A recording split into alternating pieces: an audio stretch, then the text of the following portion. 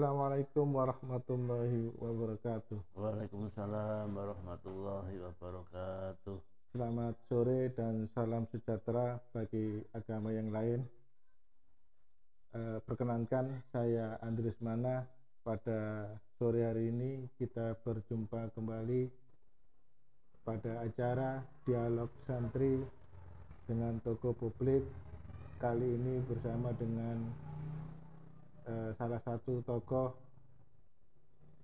Nahdlatul Ulama Kota Balikpapan, yakni Haji Muhammad Jazuli. Beliau pada sore ini alhamdulillah dalam keadaan sehat. Kita dapat berjumpa kembali bersama program NU Damai Channel TV.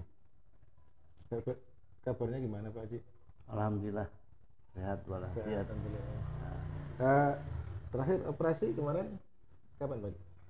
Tahun kemarin ya, habis halal bihalal tahun sebelum ada pandemi itu. Oh enggak. Ya, dari tahun yang kemarin.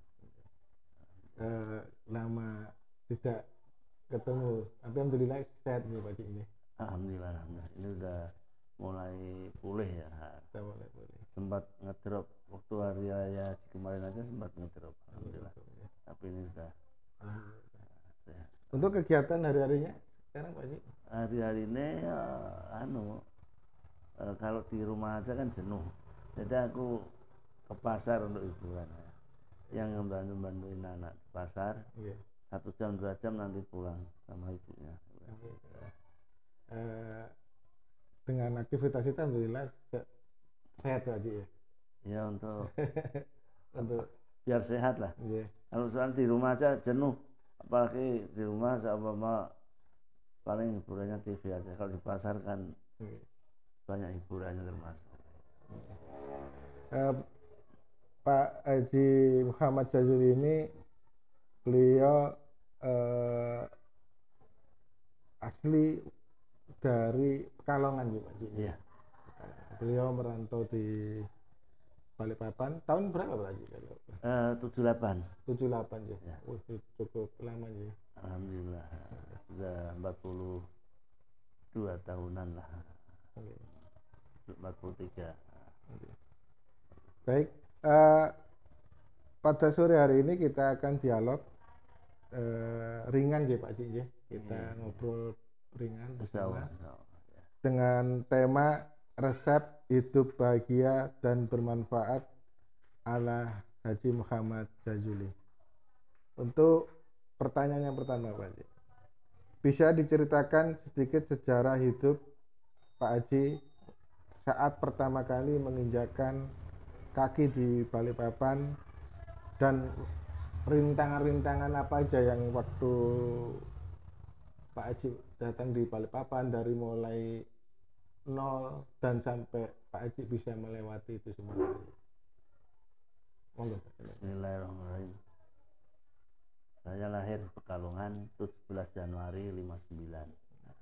61 tahun yang lalu. Alhamdulillah, saya itu cita-cita mulai kecil itu semua kakak-kakakku semua itu PGA semua pendidikannya, jadi aku ikut PGA, pendidikan guru agama. Cita-cita mulai kecil memang pengen jadi guru agama, tapi dalam perjalanan nggak sampai selesai, jadi drop out. Habis drop out itu ya kerja sana kerja sini, tapi nggak puas. Ada kakak di Balikpapan ikut nyusul ke Balikpapan. Ikut ke Balikpapan merantau sini, sampai di Balikpapan lingkungannya itu produksi tempe lingkungannya, jadi ikut jualan tempe. Akhirnya buat sendiri Pak Haji ini? Ya alhamdulillah dalam perjalanan bikin sendiri.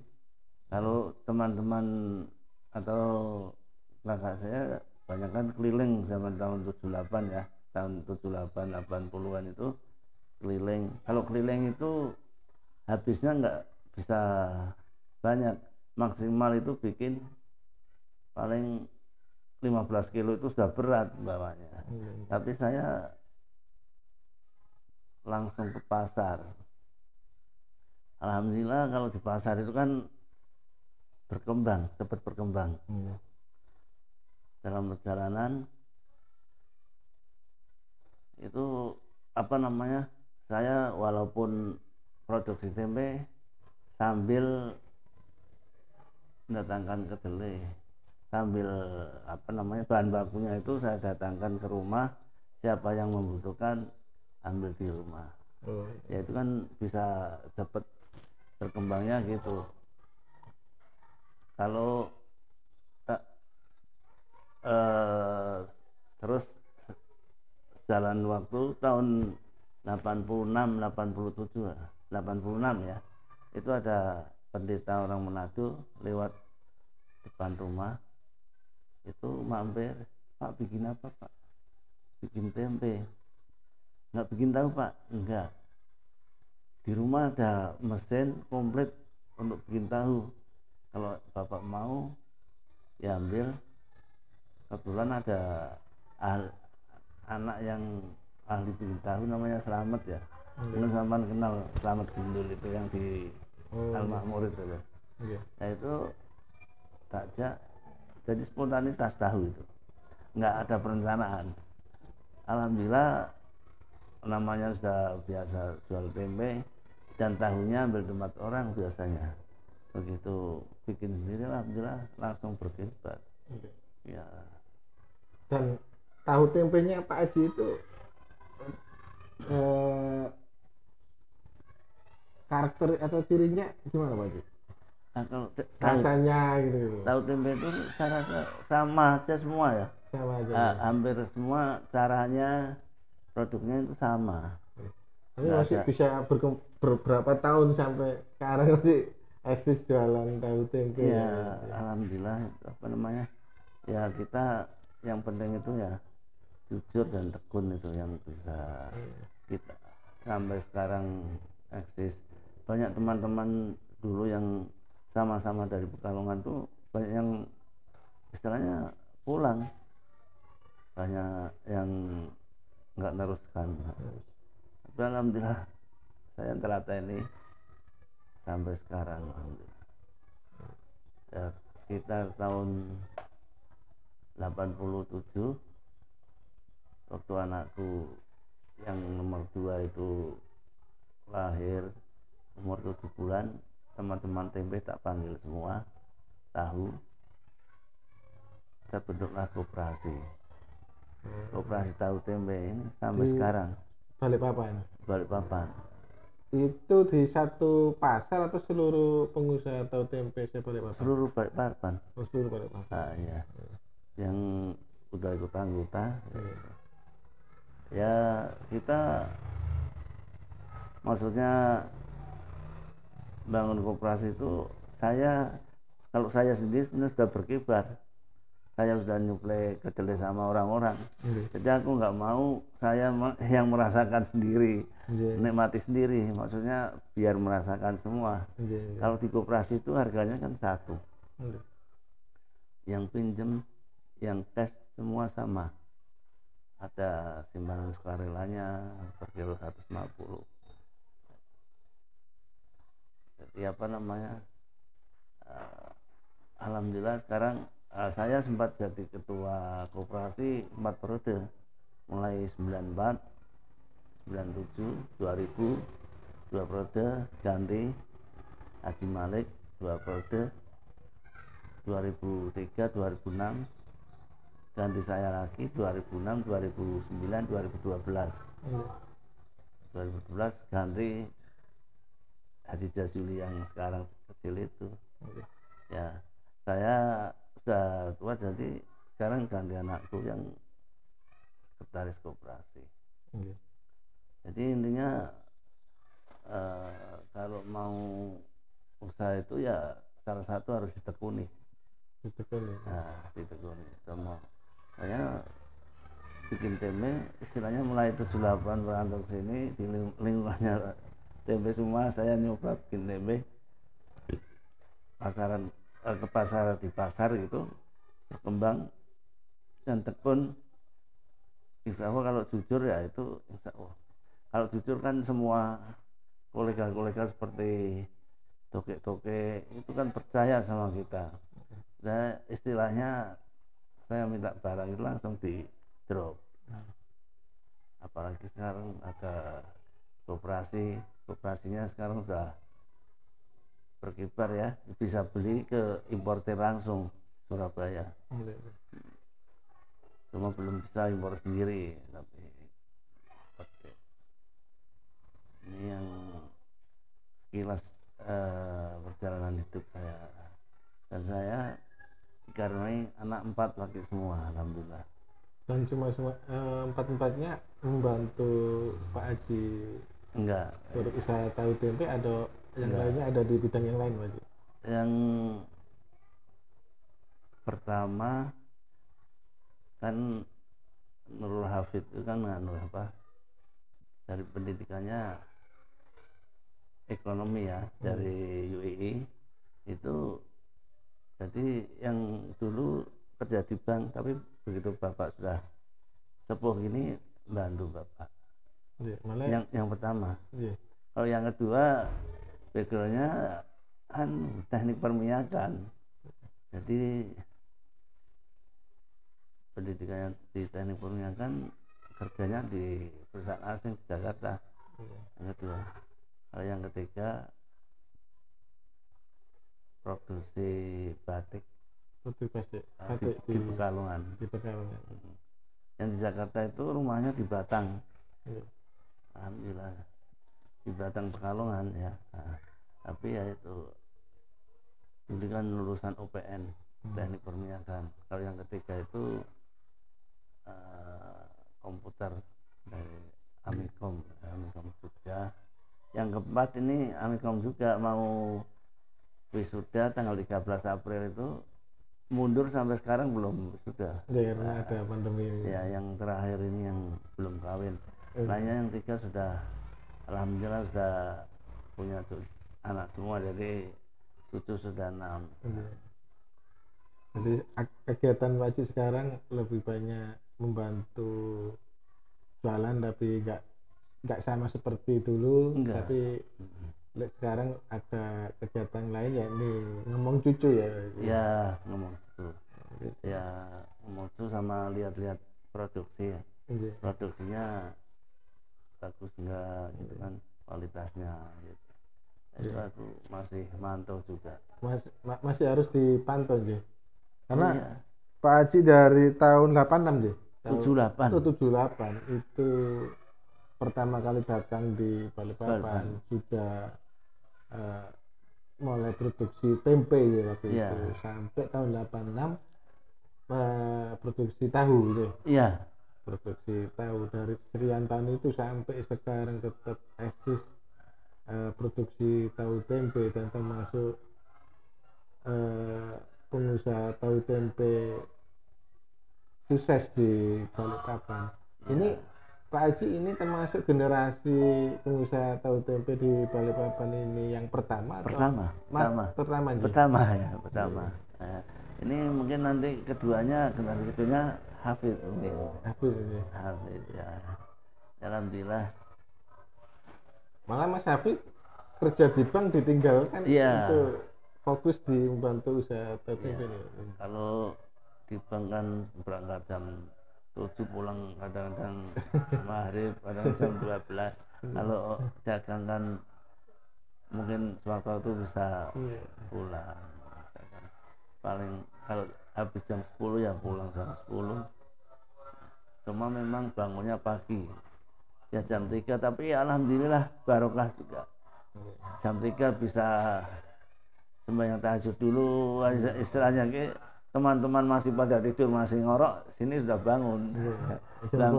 Bangun nih anak-anak, ngapa-ngapai tempe. Dan itu sudah mulai sejak zaman dulu sih. Kebiasaan ini memang untuk selain produksi, kalau produksinya itu sore atau malam aja? Produksinya biasanya kalau tahu mulai pagi, mulai subuh ya. biasanya mulai naker kacang, mulai ngerendam. Tapi kalau tempe mulai jam 8. Jam 8 ya. Ya mulai 8. Jam gini udah selesai. Jam 2 itu udah selesai produksi tempe.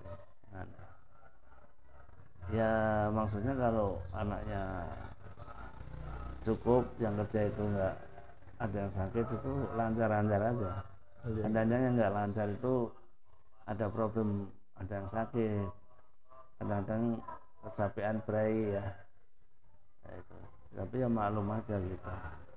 Kalau sama pendetanya itu masih sampai itu kan juga bagian dari itu sejarah aja. Iya, masih sejarah. Masih kenal baik sekarang saya atau masih sudah meninggal mungkin beliau. Waktu saya kenal beliau itu sudah tua, dan saya pakai itu enggak dipakai aja, tiap bulan pasti sewa ya. Tapi begitu setahun 2 tahun saya sudah mampu, masa mampu beli mesin sendiri, dipakai teman lagi, masa diganti Pak Haji Rohim sudah mampu, dikasihkan lagi Pak Tulus, ya itu jadi berkah juga alhamdulillah. Juga ada jasa juga malah jasa dari salah satu tokoh pemuka agama yang lain. Artinya di sini bahwa untuk mencari keberkahan itu kadang tidak hanya di satu keyakinan, tapi malah dapat keberkahan dalam bentuk usaha aja. Nah itu kan nggak sengaja. Beliau tuh lewat di rumah, kalau lihat ada kegiatan bikin tempe. Di rumah di sini atau masih belum di sini? Masih di Jalan Banjar. Oh, masih di Jalan Banjar. Iya, masih di Gunung Sari sana. Tahun itu aku pindah daerah sini itu 95. Iya. Baik Pak Haji. Tadi saya menggarisbawahi ada kata-kata ketekunan dan kejujuran. Ya. Jadi itu adalah kunci dari keberhasilan Pak Haji Jayuli sebagai pengusaha tahu tempe dari tahun 78 ya. Sampai sekarang. Itu ada kuncinya, ada di ketekunan dan kejujuran. Alhamdulillah ya. Untuk pertanyaan kedua ini kaitannya sama Pak Haji tadi sampaikan, adalah sebagai salah satu tokoh NU dan masyarakat dan termasuk pengusaha tahu tempe yang sukses di Balikpapan, tadi Pak Haji sampaikan adalah resepnya adalah ketekunan dan kejujuran. Mungkin Pak Haji bisa memberikan kami yang dimaksud ketekunan dan kejujuran itu apa Pak Haji? Ini khususnya untuk generasi muda, generasi pengusaha-pengusaha baru, untuk khususnya buat kami juga ini Pak Haji. Tekun dalam arti tadi, mau itu usaha apa gitu, ditekuni salah satu aja. Seperti produk tahu tempe, tak tekuni tahu tempe. Soalnya begitu lihat, saya mau pernah buka showroom, banyak mudorotnya. Pernah kerja sama Lasiran ya, itu banyak mudorotnya. Ada yang ini di kayak gini, nggak, pokoknya saya lihat dari segi Islam banyak mudorotnya. Kalau lebih baik nggak usah. Dan aku pernah usaha lain, ya itu kayak gitu. Tahu tempe itu ya alhamdulillah barokah ya. Ya apa namanya, produk yang halal dan thayyibah. Jadi sampai sekarang, bahkan generasi kedua ini mungkin Hafid sama yang paling kecil itu mungkin yang paling bungsu, mungkin yang pengganti mungkin gitu. Kalau kejujuran itu kalau kita ya alhamdulillah ya, kita bersyukur banget. Kalau sama ambil kedelai berapa itu nggak pernah kita sampai hutangnya nggak kebayar, alhamdulillah ya, sampai lunas. Jadi istilahnya kalau barang habis nelpon aja langsung diantar gitu. Nah, soalnya semua orang kan pasti kalau ini orangnya jujur, ini enggak, ini pasti kalau yang jujur pasti diutamakan, biasanya gitu. Itu konteksnya bisa tidak hanya di berusaha di bidang produksi tahu tempe ya. Kaitannya ketekunan dan kejujurannya juga bisa di semua bidang ya, bidang lain semua. Ya, ini luar biasa pada sore hari ini.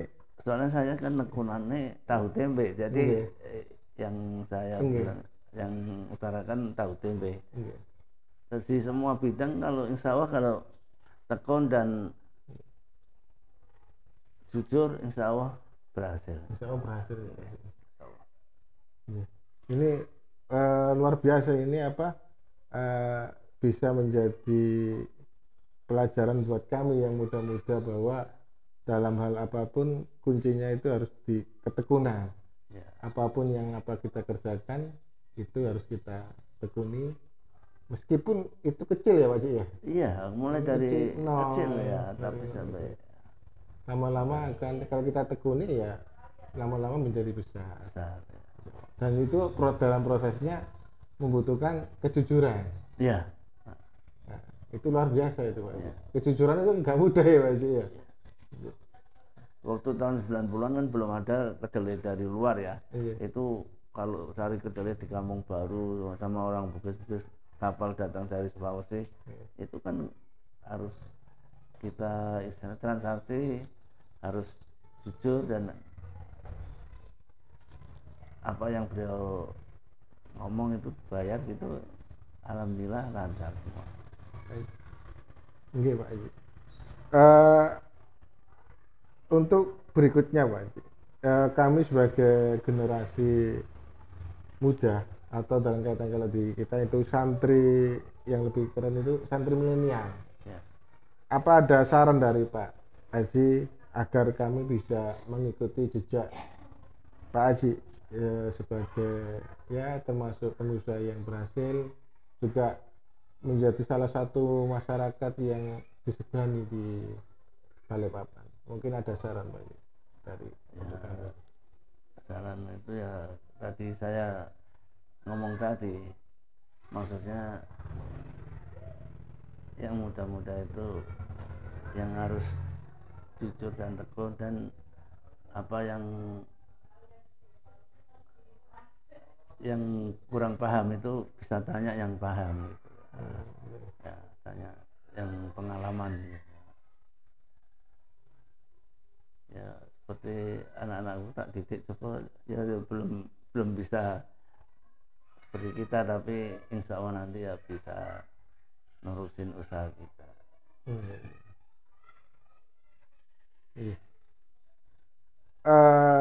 Ini dari sekian waktu perjalanan Pak Haji dari nol sampai menjadi pengusaha yang berhasil dan termasuk tokoh masyarakat, Pak Haji ini juga dikenal di masyarakat itu adalah sebagai salah satu tokoh yang sangat dermawan. Di sini untuk menjadi dermawan itu kan tidak mudah juga nih Pak Haji ini. Menurut Pak Haji, apa yang membuat Pak Haji itu bisa menjalankan usahanya ini dengan sampai berhasil, terus satu sisinya Pak Haji juga sangat dermawan membantu di lingkungan di sekitar. Itu apa yang bisa membuat Pak Haji? Ya alhamdulillah ya, kita itu ibaratnya itu seumpama kita itu sebagai umat Islam, pertama kita itu kan penghasilan kita itu seumpama ada hasilnya itu 2,5% untuk orang lain, misalnya untuk apa maupun masakin ya. keduanya ibaratnya seperti tanaman itu, kalau di apa di apa namanya dipupui ya, dirawat, diguntingi ya, apa di itu kan enggak dipotongi itu loh sama itu kan tumbuhnya nanti tambah banyak, tambah bagus, oleh ibaratnya gitu, ibaratnya ya gitu. Kalau kita ya semua kan dari Allah ya, untuk Allah juga maksudnya untuk perjuangan kita sebagai umat Islam. Ya, itu luar biasa perumpamaan dari Pak Haji bahwa untuk kayak tanaman, pohonan, kalau semakin tinggi itu kadang kalau tingginya melebar terus mengganggu juga kurang bagus, makanya dipotong dengan harapan semakin tingginya atau buahnya atau itu semakin lebih berkah ya, gitu Pak Haji. Ya, kalau di potongan tumbuhnya tambah bagus, tambah bercabang-cabang gitu. Ya itu mungkin makna kedermawannya Pak Haji yang membuat mungkin itu menjadi salah satu resep juga itu Pak Haji ya, atau usaha itu semakin berkah gitu. Ya, amin. Oke Pak Haji, untuk berikutnya ini Pak Haji, Pak Haji ini adalah selain tokoh masyarakat juga menjadi salah satu tokoh Nahdlatul Ulama di kota Balikpapan. Mungkin bisa Pak Haji ceritakan sejarahnya Pak Haji, kaitannya dengan KNU-nya Pak Haji di Balikpapan. Alhamdulillah saya itu memang mulai kecil ya, itu memang dilahirkan mungkin dari keluarga NU ya. Jadi ibaratnya itu apa ya, semua abah, semua NU itu apa, NU di daerah tempatku Pekalongan itu mayoritas NU. Jadi istilahnya mulai kecil itu NU. Jadi waktu di Balikpapan ada apa namanya gerakan-gerakan NU itu otomatis kita terpanggil. Di waktu pertama kali datang di Balikpapan, Pak Haji sudah belum. Akhir-akhir ini aja, maksudnya ada gerakan-gerakan di MWC itu gitu. Dulu ya ibadahnya atau sering panggil pengajian ya NU. Dia sering berjanji. Ya termasuk apa? Mendirikan bersama selawat nariyah itu tiap malam Senin. Itu kalau bulan Maulid berjanji terus itu. Amalannya itu kan amalan NU semua. Jadi waktu ada gerakan itu otomatis saya sangat-sangat mendorong banget. Bahkan kalau ada rapat-rapat silakan rumah terbuka gitu. Iya, jadi biar apa, kedorong maju. Soalnya tahu sendiri kalau NU itu biasanya masalah dana itu yang minim banget. Tapi kalau kalau ada kegiatan di rumah apa kan meringankan. Alhamdulillah. Ya kita sangat mendukung banget gerakan NU terutama. Khususnya dulu di Balikpapan Selatan ya, atau dulu masih bergabung Balikpapan Selatan sama kota? Iya, masih bergabung dulu. Nah, ya sampai sekarang alhamdulillah. Sama kalau sekarang udah agak sakit-sakitan ini kurang maksimal ya, kurang aktif sudah. Tapi batinnya masih NU dan masih mendukung banget. Jadi kalau ada takbir kabar apa itu ya insya Allah mendukung banget. Apa yang NU ada kegiatan saya sangat mendukung banget. Termasuk di Pak Haji juga sering mengadakan kegiatan tabligh akbar juga ya di apa musolanya Pak Haji di samping rumah ini. Alhamdulillah sering datangkan termasuk kiai-kiai dari Jakarta ya, Habib itu sering ya, memang untuk siarnya Islam, siar NU. Dan waktu sejarahnya Pak Haji datang di Balikpapan dari tahun itu dan berkembang waktu sampai sekarang kondisinya juga masih istilahnya tidak sebaik sekarang gitu Pak Haji. Oh iya, dulu masih istilahnya masih pertama bikin 5 kilo, 10 kilo, berkembang 25 kilo, terus alhamdulillah tambah meningkat. Baik,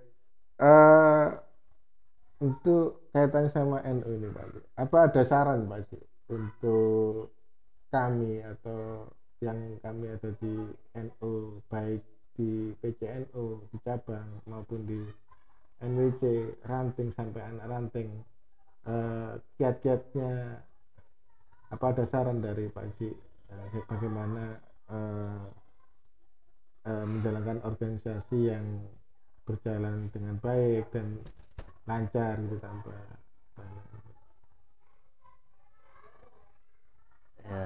Saran saya, istilah NU itu kan sudah berjalan, cuma waktu pandemi ini kan mungkin yang perlu di itu dari MBC atau dari PC itu kan turun ke bawah, ranting-ranting, lihat di bawah itu apa yang diperlukan masyarakat, itu sebenarnya harus peka gitu loh. Ini yang zaman pandemi gini kan masyarakat itu banyak yang nganggur ya, yang dari sektor apa saja kadang-kadang saya banyak yang nganggur, mungkin harus ada bantuan apa, berupa beras apa, sembako, mungkin gitu ya untuk para ini ya apa Ustadz kiai NU ya, terutama dakwah terutama yang pengurus di MBC, terus ya PC-nya juga, terus ranting-ranting harus melihat lingkungannya masyarakat itu gimana musim pandemi ini keadaannya, atau perlu bantuan apa, mungkin ada gimana ya, dikerahkan kan gimana gitu, bikin pos-pos mungkin gitu bagus untuk bantuan sosial ya Pak. Sosial ya. Agar ada untuk wujud kepedulian gitu Pak. Kepedulian sosial ya. Oke Pak Haji. Ini untuk pertanyaan terakhir Pak Haji. Apa ada saran, pesan atau pesan dari Pak Haji buat kami agar sebagai generasi penerus Balikpapan khusus di masa depan, kaitannya tentang pengalaman Pak Haji secara hidup Pak Haji sebagai pengusaha, juga sebagai tokoh masyarakat, juga khususnya kami sebagai generasi penerus di Nahdlatul Ulama. Saran saya ya tadi kalau usaha harus tekun dan jujur, dan jangan lupa ibadah soalnya kita semua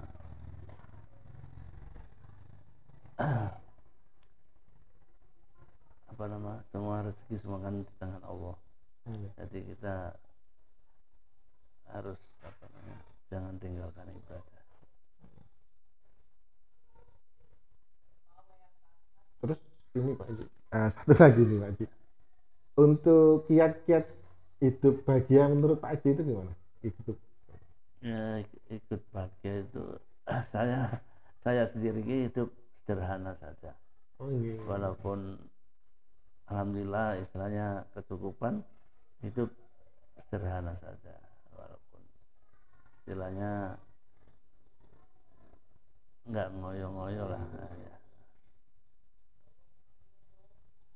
Sebagai orang Islam kan nggak boleh sama menghamburkan uang, sama mau kalau di rumah itu saya itu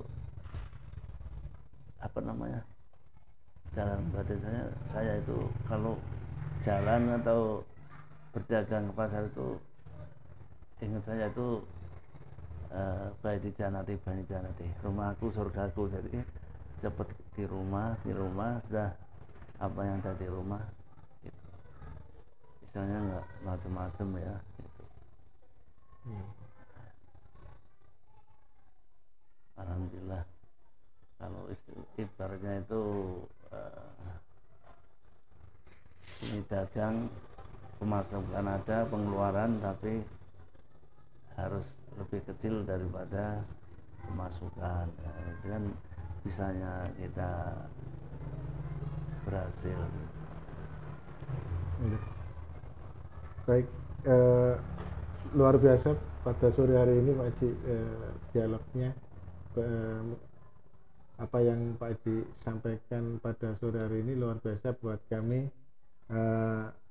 mulai dari Pak Haji sampaikan tadi tentang ketekunan, tentang kejujuran, terus bahwa kiat Pak Haji hidup bahagia itu adalah salah satunya adalah hidup sederhana meskipun dalam hidup dalam kecukupan. Itu artinya wah itu luar biasa gitu. Habis itu adalah rumah itu adalah surgaku. Jadi hidup itu tidak macam-macam.